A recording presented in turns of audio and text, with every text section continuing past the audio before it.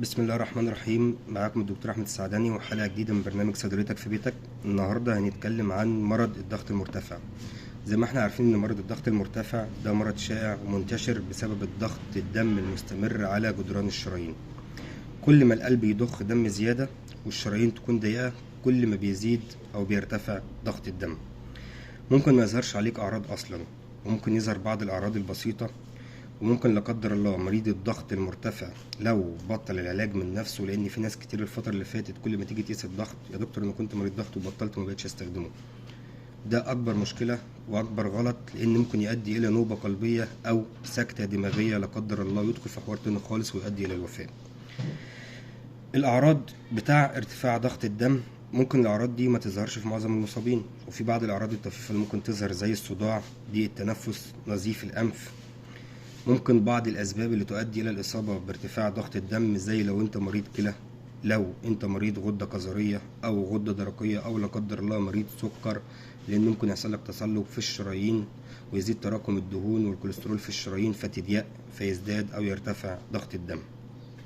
ممكن لو أنت بتستخدم بعض الأدوية زي أدوية نزلات البرد معظمها فيها مادة مضاد للاحتقان او مزيل للاحتقان، دي بتؤدي الى ارتفاع ضغط الدم. فمريض الضغط الدم المرتفع قبل ما ياخد اي حاجه لنزلات البرد يعرف الطبيب او الصيدلي انه مريض ضغط مرتفع عشان ما يستخدمش الماده دي، لا قدر الله ممكن يحصل له نوبه قلبيه او سكته دماغيه.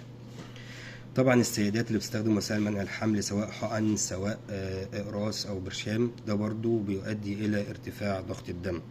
الناس اللي عندها قلق مستمر، الناس اللي بتتوتر، الناس اللي ما بتنامش كويس او عندها قلة نوم، ده برضو بيؤدي الى ارتفاع ضغط الدم.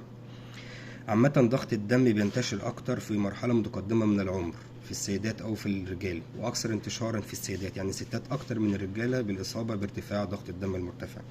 ده ما يمنعش ان ممكن حد في سن الشباب يصاب بالضغط المرتفع، بس بتبقى بنسبة قليلة. ارتفاع الدهون والكوليسترول، الدهون الثلاثية والكوليسترول برضو بيؤدي إلى ضيق الشرايين، فبالتالي يؤدي إلى ارتفاع ضغط الدم. زيادة الوزن أو السمنة، لو وزنك زيادة أو سمنة مفرطة، ده برضو بيؤدي إلى ارتفاع ضغط الدم وتضييق الشرايين.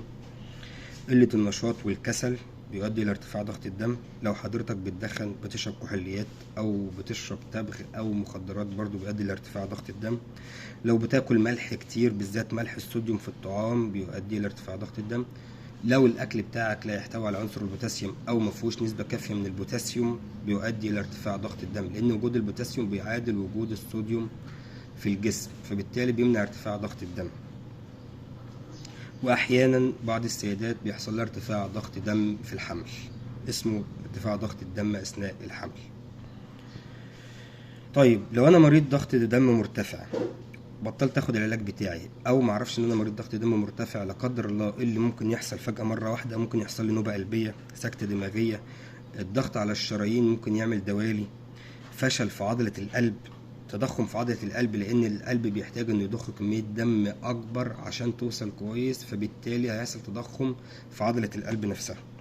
ممكن يحصل لي مشاكل في الكلى، ممكن يحصل تسرب في الشرايين، ممكن يحصل فقدان لحاسة البصر لا قدر الله، بيؤثر على الذاكرة، يؤثر على الاستيعاب، يؤثر على التفكير. طيب انا دلوقتي لو مريض ضغط مرتفع، ايه اللي امشي عليه مع العلاج بتاعي عشان خاطر اظبط الضغط بتاعي؟ اولا اتابع قياس الضغط.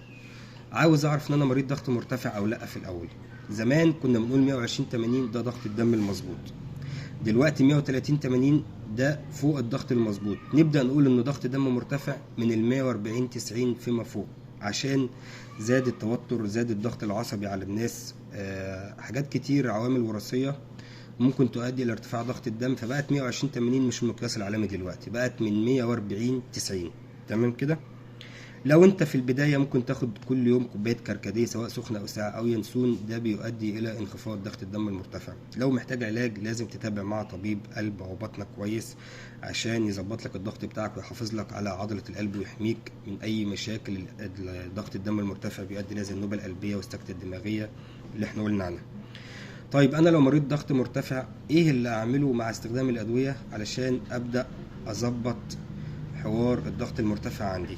اول حاجة نظام غذائي متزن، ان احنا نقلل استخدام ملح الصوديوم اللي موجود في الاكل ونزود البوتاسيوم او نظبط كمية البوتاسيوم في الاكل بتاعنا اللي احنا بناكلها.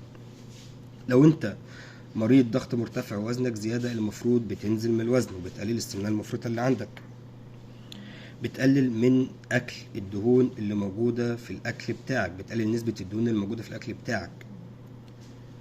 بتعمل رياضة، بتتابع قياس الضغط، الامتناع عن التدخين لو انت بتدخن، تظبط الأكل بتاعك وتدخل معاه الخضار والفاكهة الطازجة. لازما كل يوم لو انت مريض ضغط مرتفع تمشي من نص ساعة لساعة إلا ربع كل يوم.